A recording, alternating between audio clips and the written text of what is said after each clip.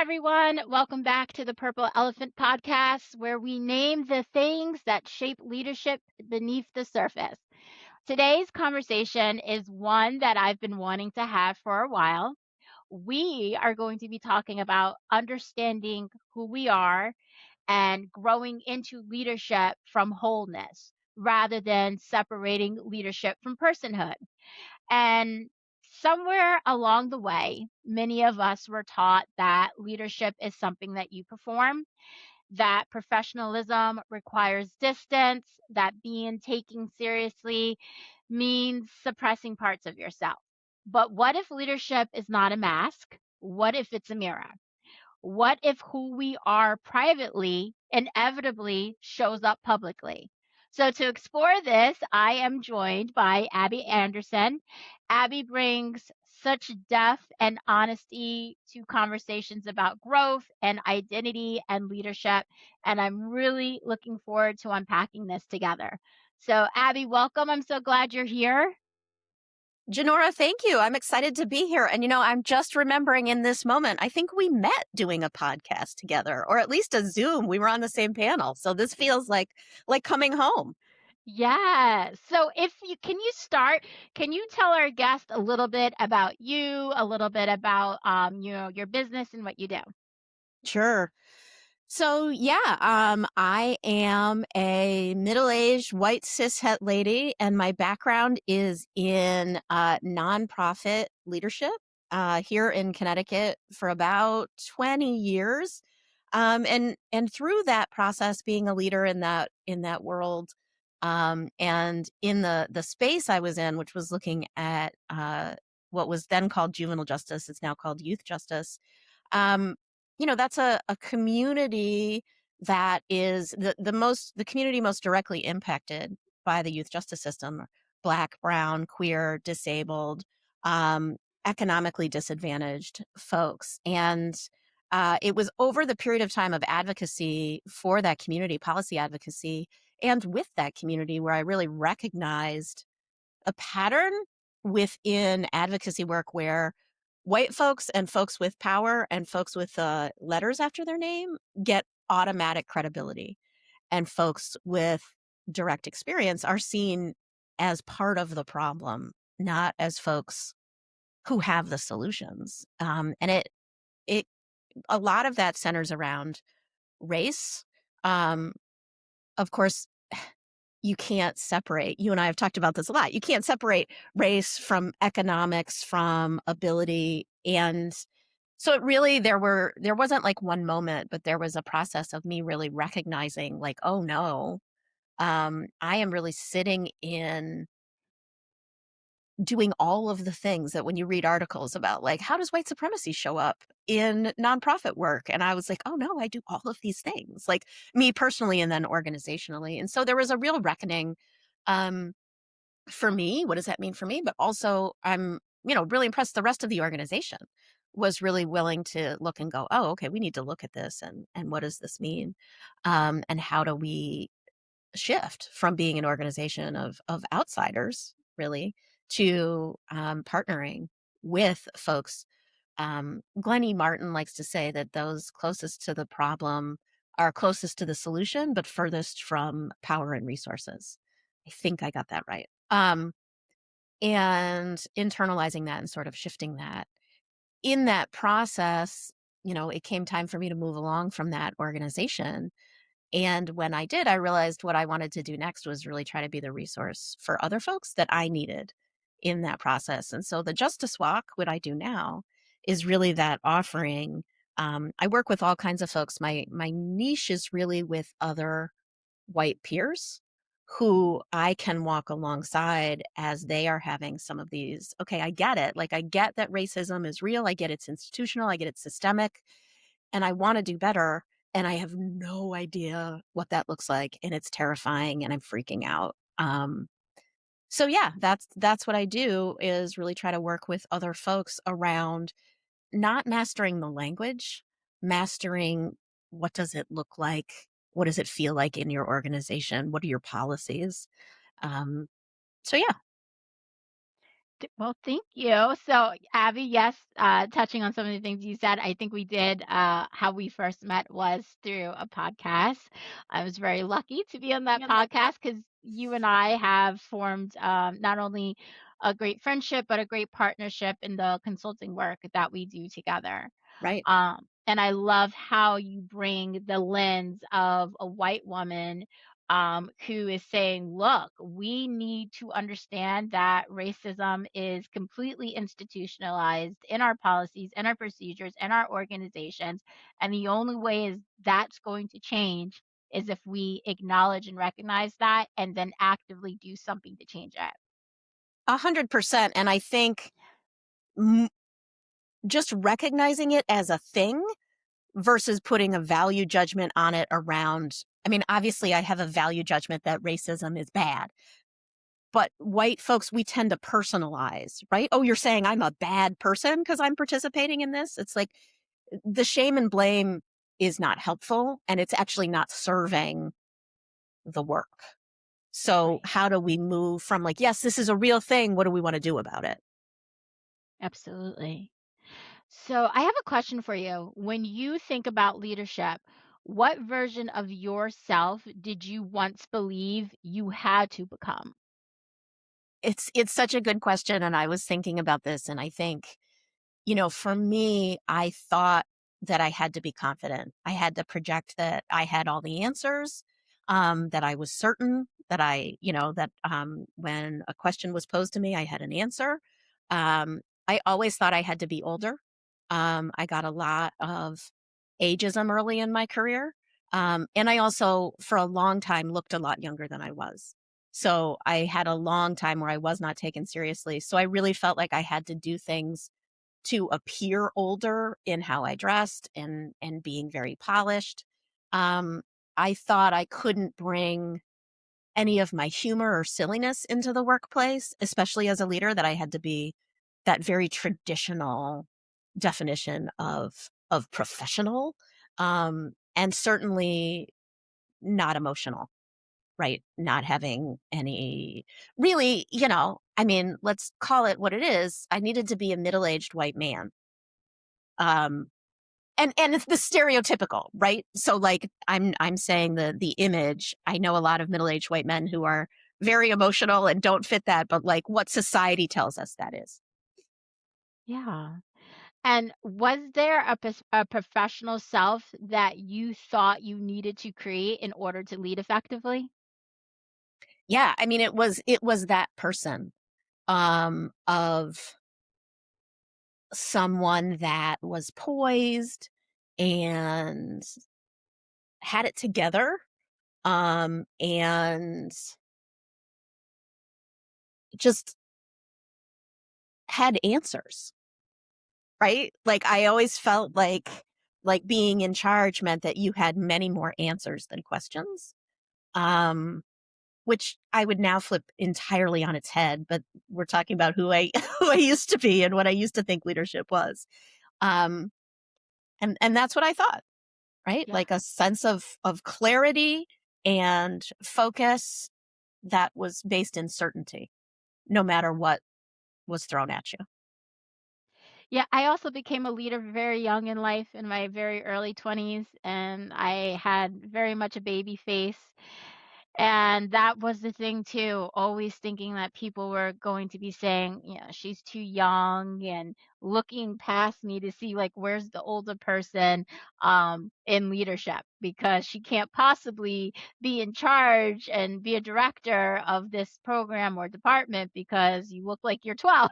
So, yeah, like what did that look like? And for me too, my professional self was being something that I thought I saw on TV. So I thought, if I was really Absolutely. mean and really by the book and didn't cut any corners and was like, nope, you have to do this XYZ, that was what leadership was. But it ultimately in the end that was my downfall because I was being too mean and being rigid and not really relating to my employees at the time. So I That had that's to change the that's definition of that.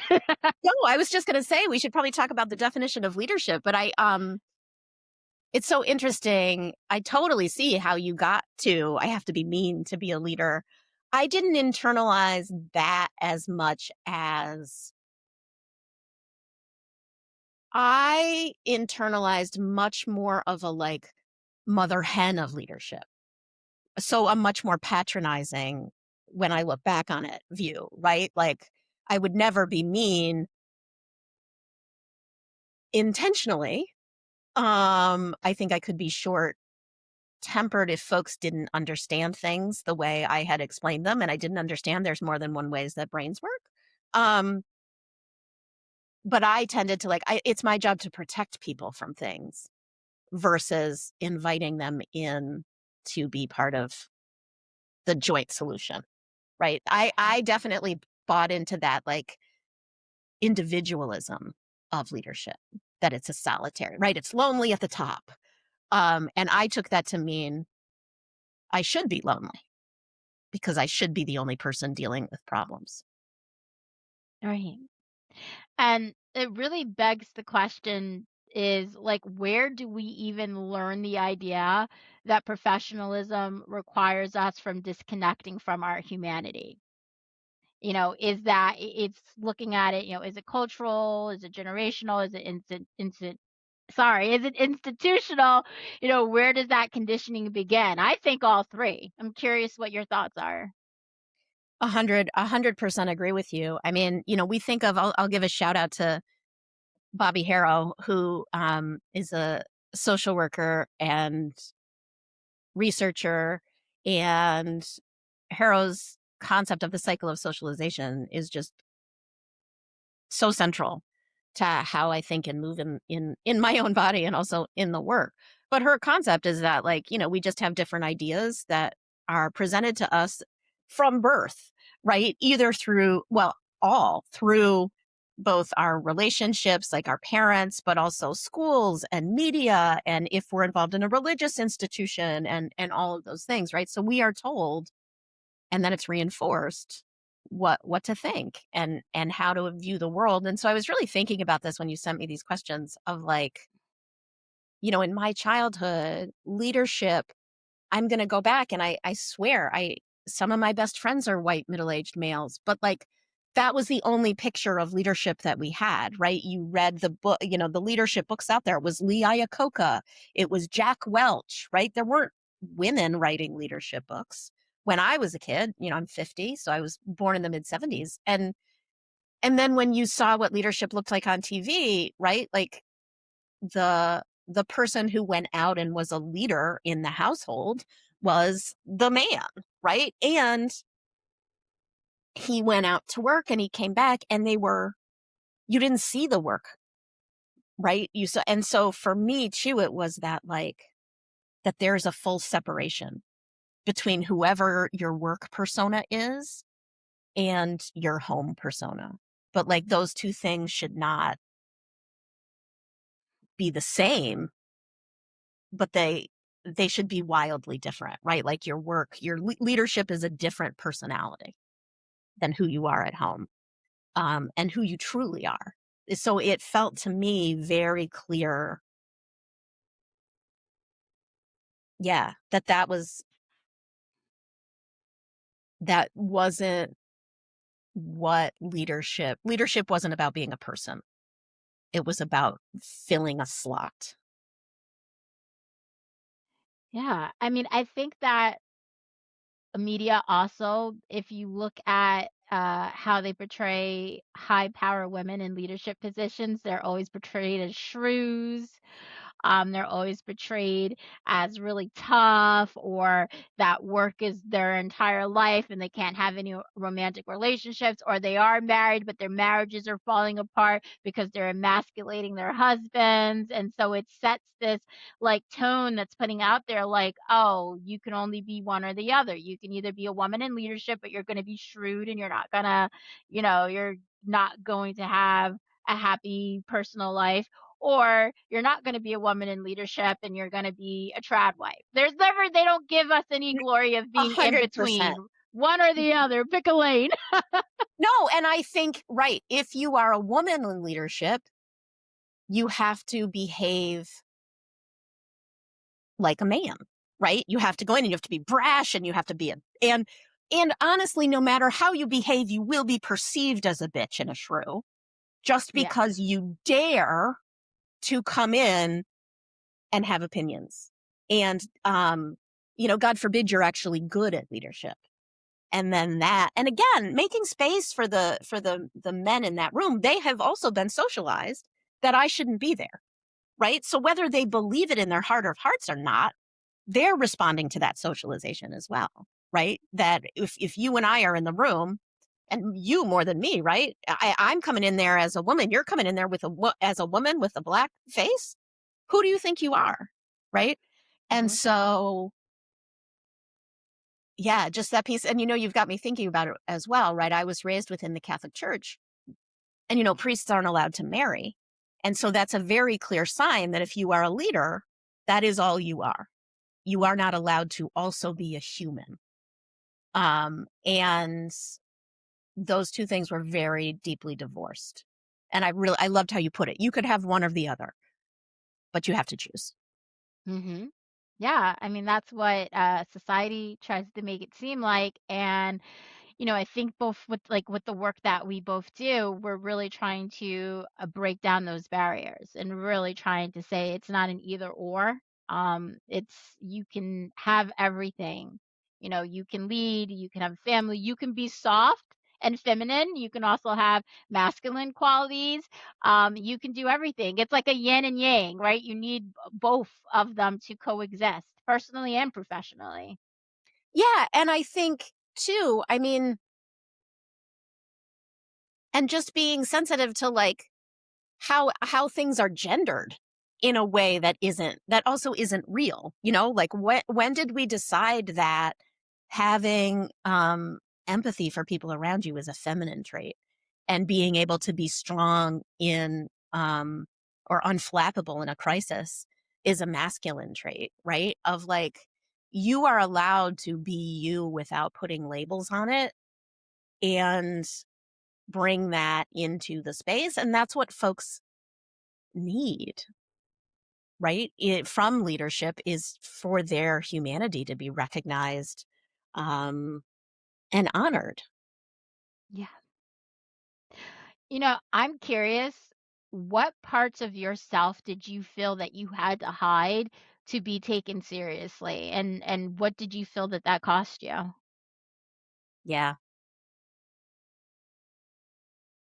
You know, the number one thing that comes to mind when I think about this is my sense of humor. Um, and being a little bit silly. The second thing, as I said, I felt like I needed to have all the answers, right? So my endless curiosity, and my endless like, but why? And why are we doing it this way? And this seems dumb, so we should do it differently. I felt like I really couldn't bring that, which also, with questions also comes fear, right? Like, and not a fear like, um, oh no, that's a tarantula, get it away from me, but the fear of like, wait, do I know what I'm doing? Um, is this right? Is this the right choice? What are we? Um, and I think some of that, like, I couldn't bring my silliness or my humor, also comes from the fact that I couldn't bring myself, because I did not look old enough to be in the spaces I was in. So there was a period of about 10 to 15 years of where it was like I didn't think there was any way for me to be ever taken seriously, just because of how I looked. So it was like, okay, so what do I do differently? And I definitely felt a sense of like there was less room to make errors, because I was already, to use a sports metaphor, it's like I was already coming to the plate with two strikes. So you had to either hit and maybe foul it off, but people were going to notice. Yeah, so many leaders are coming, well, they're operating from a split identity.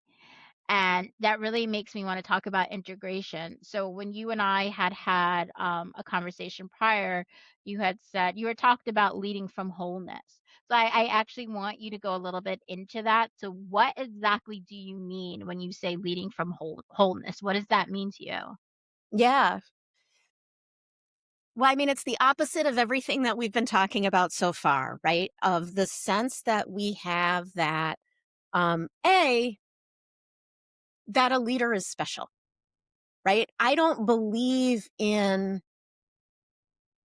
siloing myself, but I also don't believe that like leadership looks one way or even that leadership has one title, right? I think we've all been in situations where the person who had the title of leader was not the person that everybody followed, and was not the person who was actually in charge, right?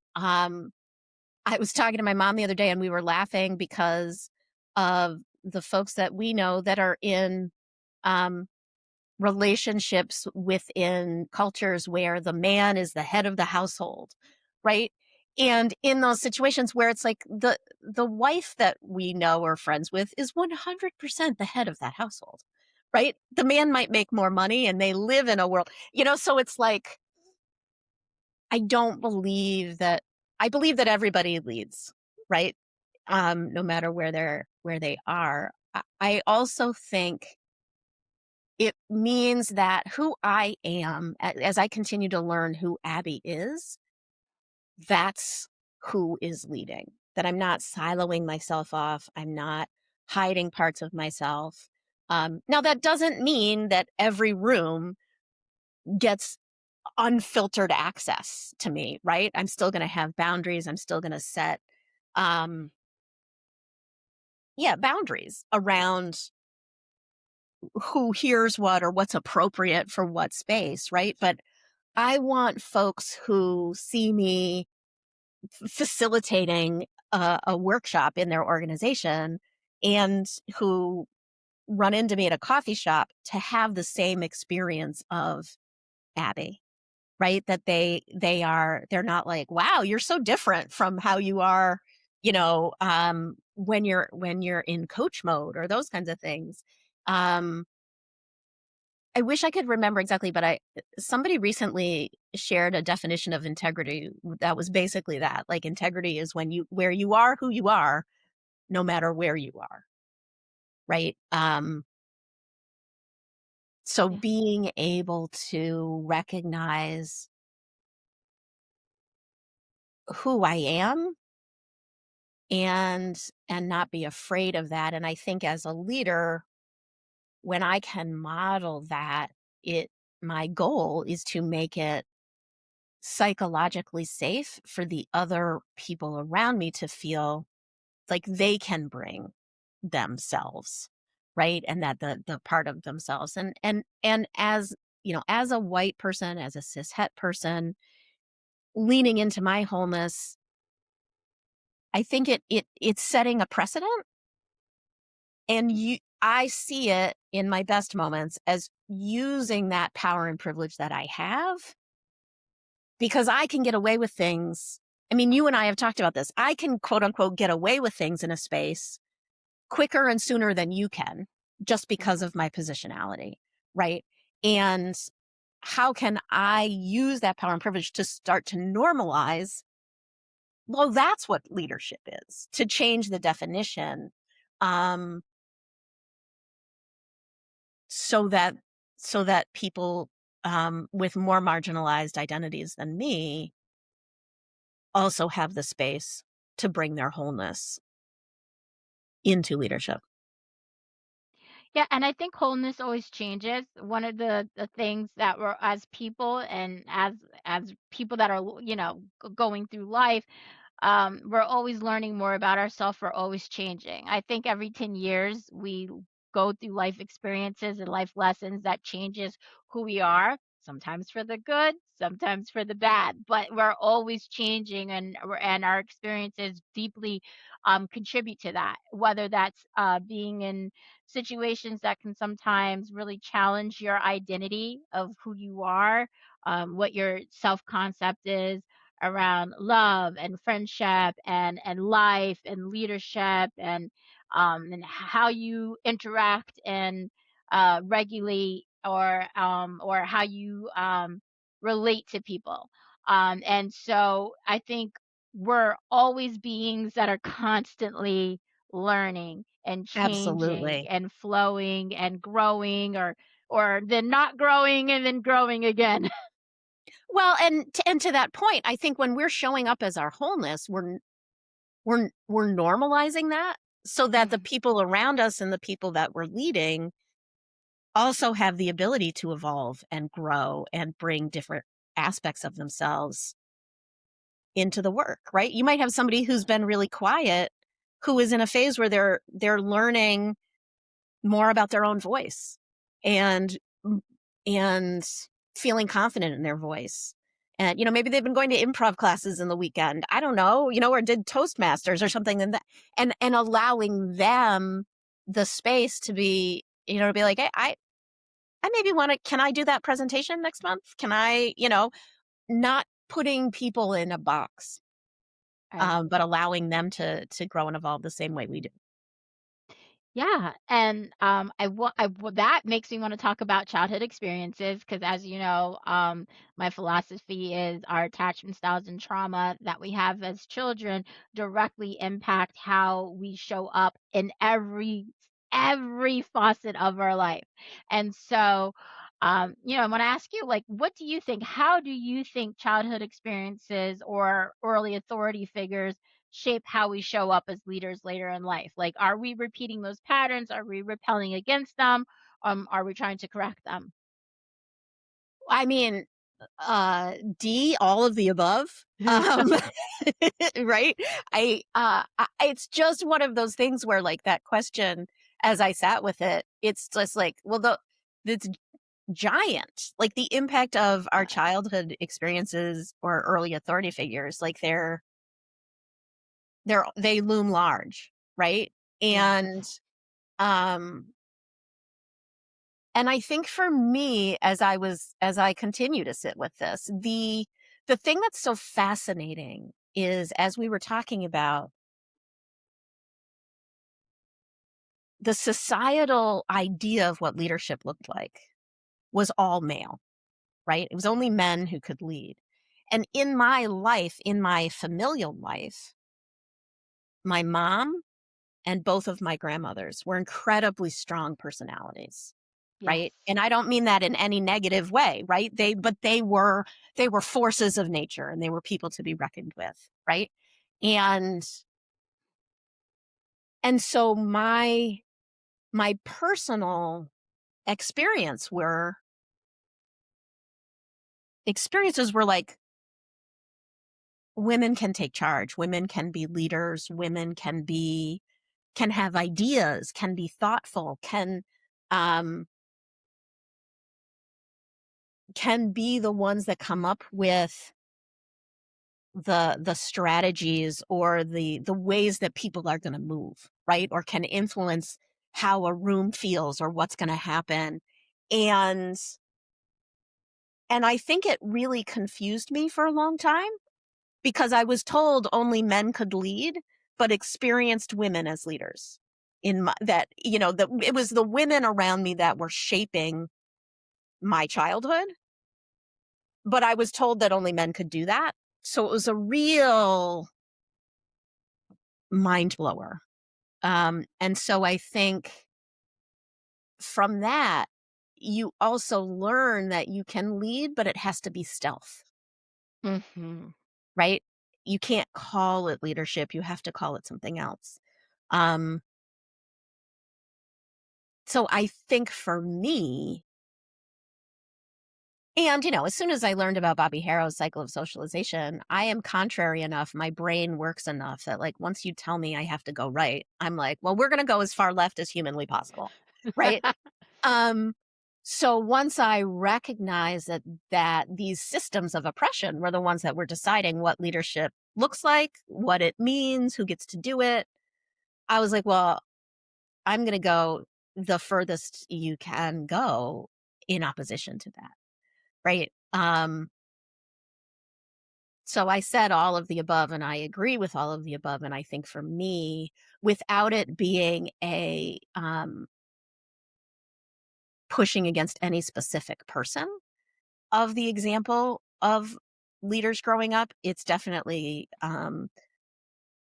in opposition to the concepts of leadership that were prevalent growing up. Yeah, absolutely. I'm a big that's my big thing. I, really work on those childhood experiences and how they shaped us. And the more research that I do around it, the more it just shows like it shows up everywhere. Like in every interaction, every conversation, again, like how we relate to people, how we show up at work, how we show up in our personal relationships or friends, and loving relationships. It really takes over everything. The thing that I say, and I'm gonna do a big video about this also later, but the thing that I say is be mindful and aware of people that you meet in your life who listen to past challenges that you've experienced in the past, or maybe you didn't make the best decisions, and they use those past challenges to try to create a narrative of who you are now. That be mindful of that because I've seen that come up, a lot. Um, and that Laura, is by that, do you mean, I just want to make sure I understand, like somebody who had an interaction with me 10 years ago and it has decided that that's the sum total of who I am. There's no room for me to grow and be different, and that I just have to live in that box forever. No, I'm talking about people who you actually share your past experiences with. So say, for example, and I'm totally making this up, Sure. that you said that you and I meet and you share a past experience with me that was negative where you made a really bad decision. And you were like, "Oh, like 10 years ago, I again, totally making this up. Yeah, yeah. I was a little racist and I did this to a person of color because such and such of that or anything, right? Listen, Um, I use he this in my work, right? 10 years ago, I said, like, as an executive director, I was like, oh, I embody all of the things of how white supremacy shows up in the workplace. So, yeah, Right. And I'm saying be mindful of people who then take what you did, not recognizing your growth, like listening to past challenges that you had and relating it to a person that you are now. So yeah, okay, instead of me saying to you, "Oh, Abby, I think that's so great that you went through that very challenging experience that brought you all of this growth."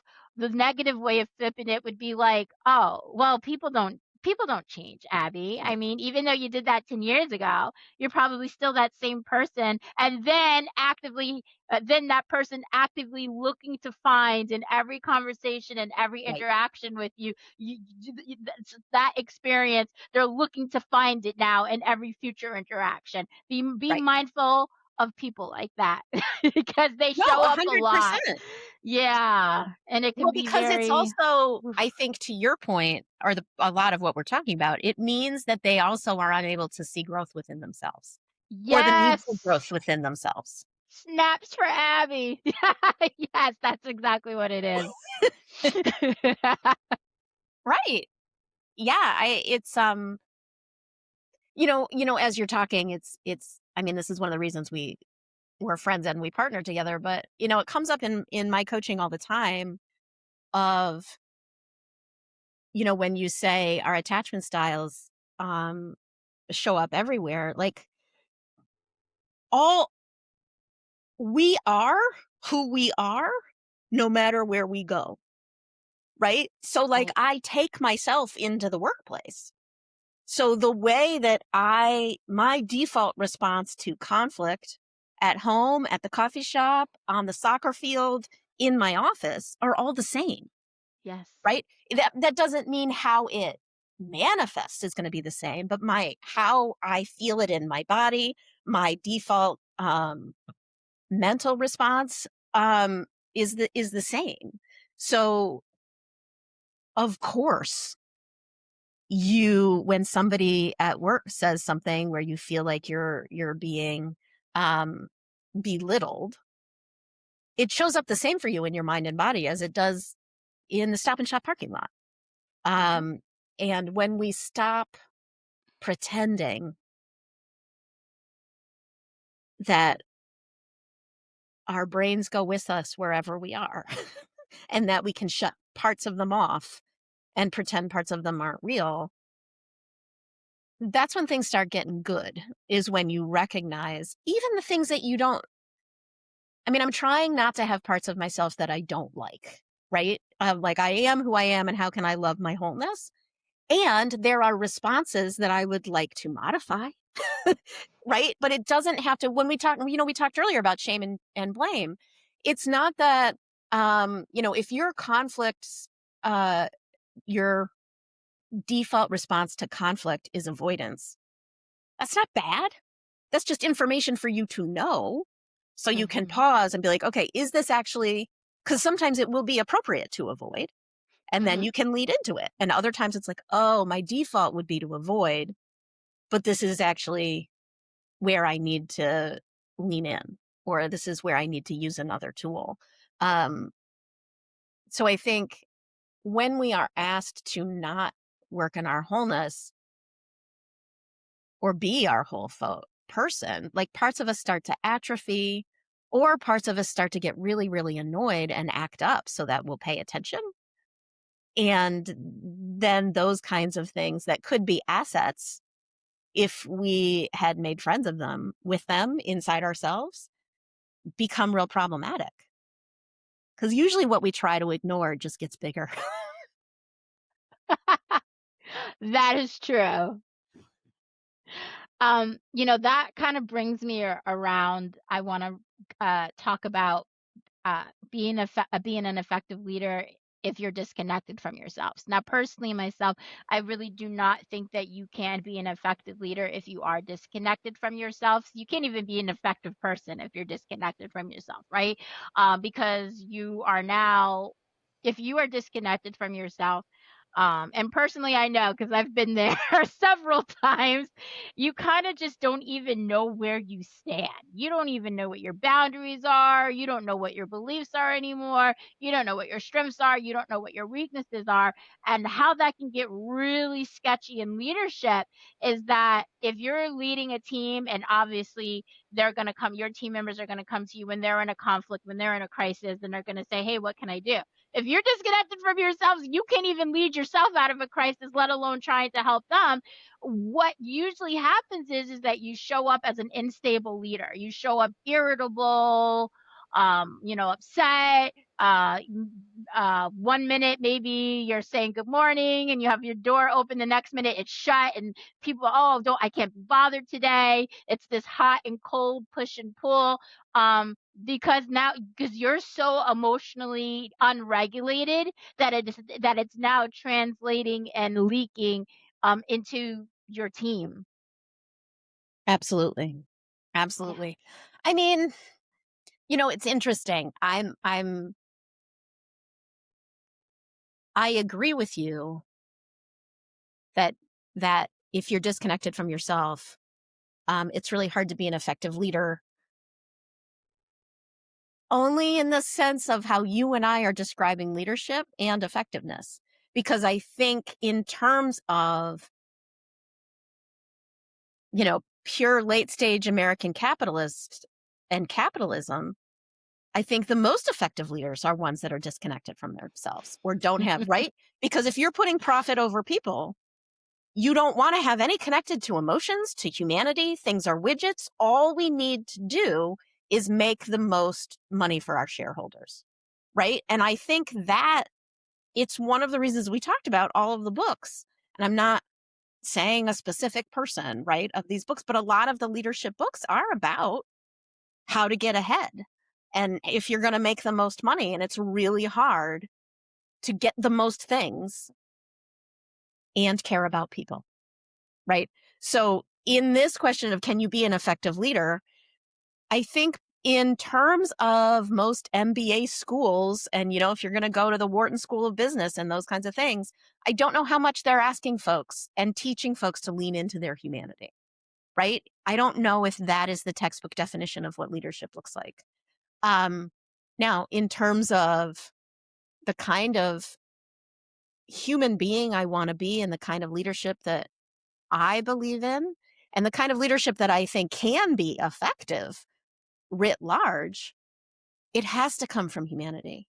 It has to come from recognizing ourselves and recognizing the people around us that are human, because we are all human. And I think, you and I both in our work, it's how are you setting up policies to recognize people's humanity, right? If you think of employee handbooks that say, like, if your spouse dies, you can have 5 days of bereavement leave. If it's your sister, you can have two. It's like we put policies around people's emotions versus going to that person and being like, oh, you were raised by your aunt? Oh, that's different from like somebody who saw their aunt once a year, right? Like trusting people to like tell me what you need because your human experience is different from my human experience, and leading from that place of curiosity.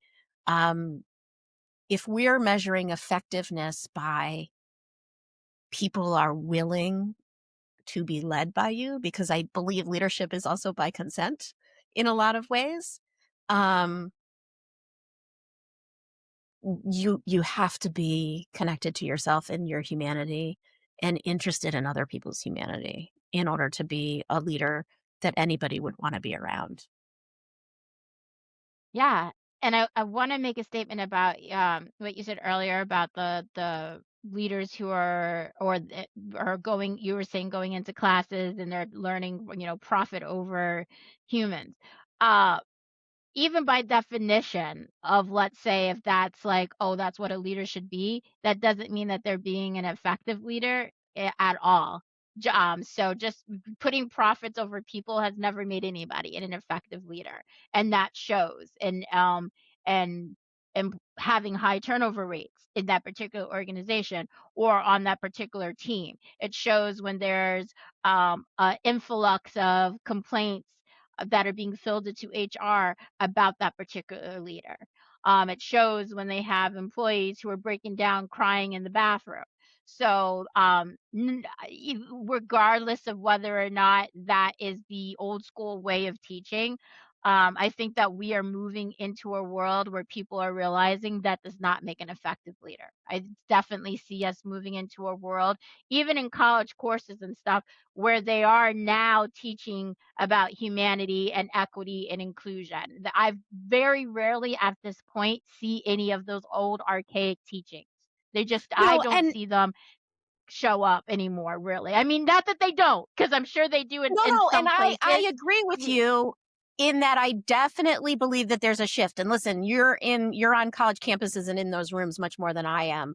I would say, and again, it comes down to the definition of effectiveness, right? Because I think we don't have to yeah, name any names to know that your board or whoever hires you has to care that people are crying in the bathroom. Because if yeah, you are giving them profits and making money, there are a lot of leaders, there are a lot of CEOs we can name right now who, by your and I's measure, are horrible leaders.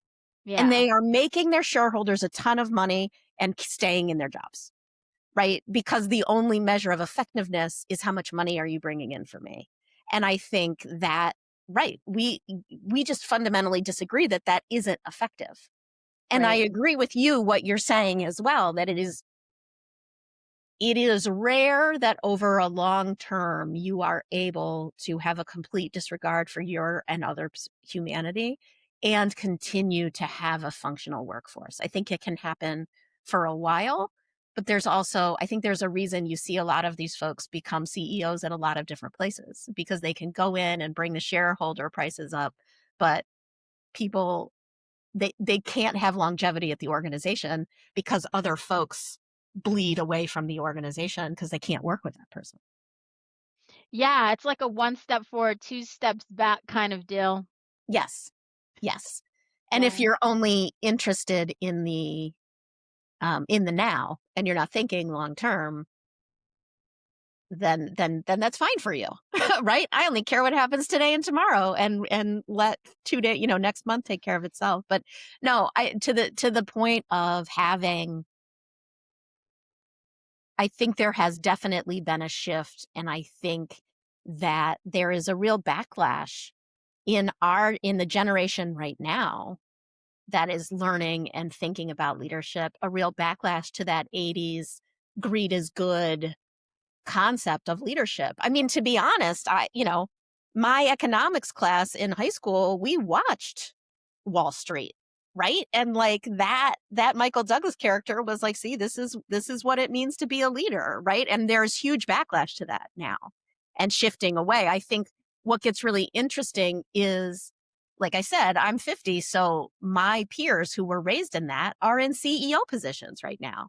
And then you've got Gen Z and Gen Alpha coming into the workforce being like, oh no, we're not doing that. Right. And so there's a little bit of the conflict happening now as things are shifting. And I'm 100% on the side of Gen Z and Gen Alpha on this one. Yeah, and, I also want to talk about leading from fear and leading from alignment, and that again shows up in workplaces, in our personal lives, in the decisions we make. So, how do we know the difference between when we're leading from fear and when we're leading from alignment, and what are those internal signs that we have? Yeah. I mean, I think this is this is going to be a little bit different for everybody, right? I think you have to sort of recognize in yourself when what leading from alignment looks like for you and how it shows up. So for me, I know when I'm out of alignment, I slip into some bad habits, which are urgency, right? Everything has to be done right now and everything's Yes. an emergency. I Yes. slip into perfectionism. There's no room Yes. for me to make mistakes. I have to be able to be on this right now. I feel overwhelmed and I'm isolating. So I'm not listening to people as much. I'm like, this has to be done right now. I have to do it myself. I have to get it done. Um, to your point earlier about like the people around you, my door is closed and those kinds of things. If when we are attuned enough, people will also tell you and show you if you pay attention to how they interact with you, right? So then people tend to be less open, less communicative. I've even had people say to me, right, like you're doing the thing where you get a little stressed and cranky, like what's going on, right? Um, the thing that's hard is when you are in that space, you're the least self-aware enough to be able to notice you're doing it, right? So I think that's a lot of the trick. So when I am leading out of alignment, A, I'm much less I thinking, right? I really don't see a leadership as a me, but as a we. Mhm. And so when I am really centering myself a lot, that's when I know I need to check myself.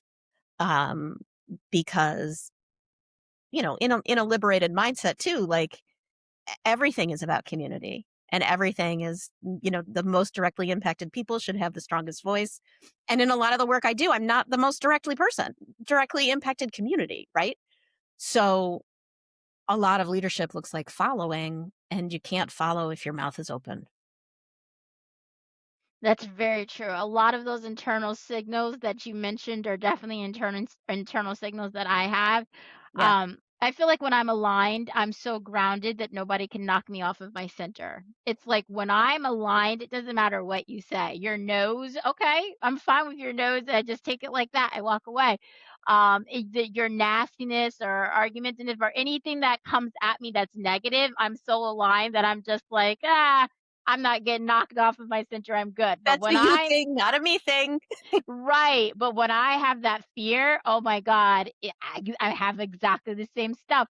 I'm getting, my mind is scattered. I'm creating scenarios. I'm unable to relax. I can't just, my mind is just racing 1,000 miles a minute. And all I can think about is fix, fix, fix, fix, fix, fix, fix, fix, fix it, fix it, fix it, how to fix it. And it's not good. So, right, what can that look like in leadership as an example? That could look like sending a 5 to 6 paragraph email to one of your employees about something. It could look like sending tons of back to back emails like, well, when are you going to have this done? Can you check in with me? I'm going to need you to check in with me by 5 o'clock before you leave. It can start to look like things like that. A lot of times, fear is about having a lack of control and then Yes. trying to do things to regain control that can be harmful and destabilizing to others. Well, and it's a real trust killer. Mhm. For sure. Yeah, no, that really resonates with me, and right, I think being grounded, I really like that, being grounded in, so my coach, Alex Carter, shout out Alex, years and years and years ago, asked me a question in a coaching session. She was like, okay, what step do you need to take next to stay in your integrity? And when I am in alignment, I have asked myself that question. I have moved based on that answer, and I can be grounded in that. And now that doesn't mean that every single time my analysis of what moving in my integrity was correct or led to good outcomes or those kinds of things, but I know where I was moving from, right? I was in alignment, and I might have to course correct, right? But I also, when I am grounded, I feel confident enough to know that I can survive being wrong, right? I'm not in perfectionism. I know that as a human, I am going to make mistakes, and I have the ability to own that I made a mistake and move differently, right? Versus when I'm stuck in perfectionism, it's like, well, if I make a mistake, it's the end of the world. And other people should never talk to me again and make repair, right? Versus I have the confidence to be okay with being imperfect. Yeah. And sometimes fear masquerades as confidence, and sometimes ego masquerades as authority.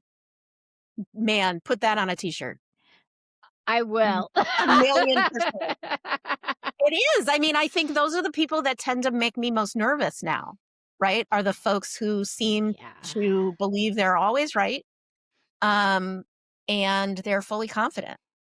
Yeah. I go, oof, okay, Oh, they've got some deep-seated issues, trust me, I know, underneath all of that. right. I try to look at them and be like, are you faking it? Because if you're faking it, we can probably be friends. But if you're not, this is probably not going to work. Yeah. For the people that are listening, Abby, right now, who kind of feel like they have to become somebody else in order to lead, what would you say to them? I would ask them to think, because I believe most people, the wisdom is within them. They don't need it from me. So, where did that message come from? Who or what told you that you have to be something different? And if that message was true, who's served by it? What system is served by it? And is that a system you want to serve? Right? And I want to make space too that, like, not everybody is a position of power and privilege that they are able to move counter to those norms, right? Somebody might have to be in a space where it's like, I got to feed my kids. So I have to keep working for this organization or this person that I don't think is aligned with my integrity. So Yeah, it's like, okay, great. So what does it look like for you to be able to move um, in the ways that you can, right? With your yeah, kids, with your partners, with, those with your friends. Um, but I really go back to Bobby Harrow here, right? Like, the systems of patriarchy and capitalism and white supremacy told me that as a woman, I can't lead. As a white person, I'm supposed to be, the most important in every room.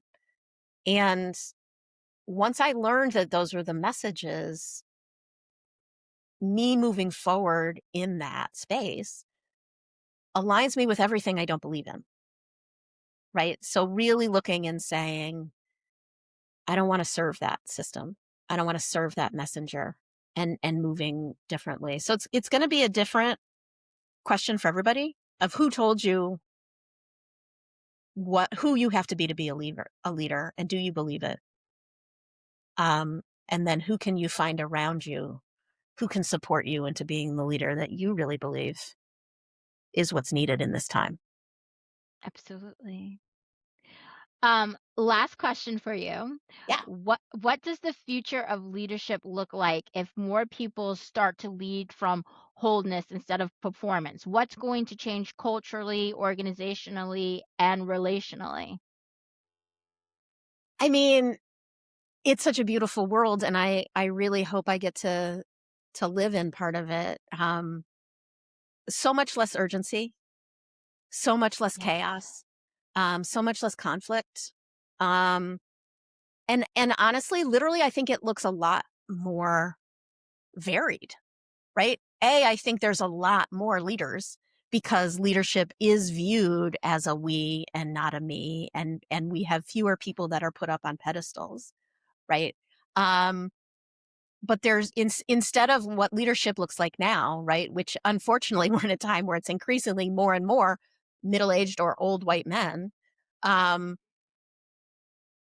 when we are leading from our wholeness, when we honor all of our humanity, it means all of humanity is reflected in leadership, right? So leaders look all different genders, all different races, all different languages, all different ethnicities, ages, abilities, races, um, religions, regions, you know, of the country and of the world. Just because right now our definition of leadership, our societal definition of leadership is so small and narrow that very Yes. few people fit in it. And so when we have wildly expanded the definition of leadership, who we see and believe and follow will be a much broader group of folks and a much um, bigger prism of humanity will be included and prioritized. And I think we'll be a lot more community minded. Absolutely. Abby, I want to thank you so much for coming on to this podcast. This was a very important conversation, because a lot of people look at leadership as strategy, and it's not just strategy. It's really about emotional maturity, and it's about whether who you are and how you lead, making sure that they're aligned. So, personally, myself, what I'm taking from today is that the work of leadership is the work of self. And as I always say, if you can't be good with yourself, you can't be good with others. Amen. And I'm also taking that the more integrated we become, the safer and more sustainable our leadership becomes. So, I want to say to everyone that is listening to this podcast, I want you to leave with this reflection. Number one, I want you to ask yourselves, are you leading from wholeness or are you leading from performance? And number two, if there is a gap between who you are and how you lead, that gap isn't a failure, it's an invitation. And so, if this conversation resonated with you and you're realizing that there may be a gap between your personhood and your leadership, I invite you to take the next step. And you can start that by simply just sharing this episode with another leader who needs it. And as always, as I always say at the end of my sessions, if you are at the end of my podcast episodes, I'm sorry, that if you're ready to go deeper, please definitely look into exploring my Naming the Purple Elephant strategy sessions, which is designed to help leaders identify what's happening beneath the surface in their leadership and in their culture, their patterns, their blind spots, the misalignment. Um, so all the details are going to be in the show notes. For you to get in contact with Abby, I'm going to have Abby's website for you to get in contact with her. In case you're interested in learning more about her work, I'm going to have Naming the Purple Elephant strategy sessions in the show notes in case you're interested in attending one of those. And Abby, I just want to say thank you for your honesty and your depth today. I really, truly appreciate this dialogue. Thank you, Janora. And I just really appreciate being invited here. And you are an amazing facilitator, keeping us on track and bringing us around in an hour. You're amazing. Thank you. And to our listeners, until next time, let's keep naming the purple elephants in the room.